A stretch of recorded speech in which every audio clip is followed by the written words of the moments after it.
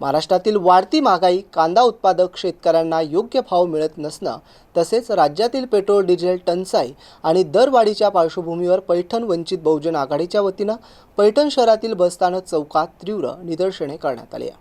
यावेळी सरकारविरोधी घोषणाबाजी करत शेतकऱ्यांच्या विविध मागण्यांचे निवेदन पोलीस उपनिरीक्षक वैभव सारंग यांना देण्यात आले. या आंदोलनामध्ये वंचित बहुजन आघाडीचे तालुकाध्यक्ष सोमनाथ निकाळजे, जिल्हा सचिव बाबूलाल शेठ बागवान, भगवान बनसोडे, भारत आठवले, भारतीय बौद्ध महासभेचे जिल्हा सचिव, शेतकरी संघटनेचे तालुकाध्यक्ष सतीश बोरुडे, तालुका महासचिव अतुल गिरी, उपाध्यक्ष राम मिसाळ, शहर महासचिव दत्ता बाहुळे, छबुराव बनकर, ज्ञानदेव अडसूळ, दीपक गायकवाड, युवा आघाडीचे प्रमोद सूर्यवंशी, सुरेश केसापुरे यांच्यासह मोठ्या संख्येने शेतकरी आणि नागरिक उपस्थित होते. गौतम बनकर, एमसेन न्यूज, पैठण, छत्रपती संभाजीनगर.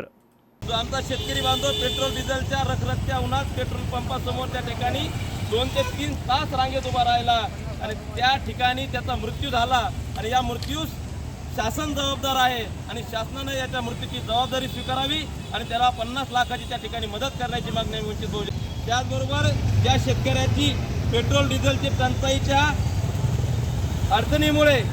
जाहीर अशी मीडियासमोर खिल्ली उडवली, त्यांचा आम्ही तीव्र शब्दात निषेध करतो आणि वंचित बहुजन आघाडीच्या वतीनं या ठिकाणी सन्माननीय पोलीस निरीक्षकाच्या माध्यमातून मुख्यमंत्र्यांच्या कार्यालयाला निवेदनाच्या माध्यमातून आम्ही मागणी करत आहोत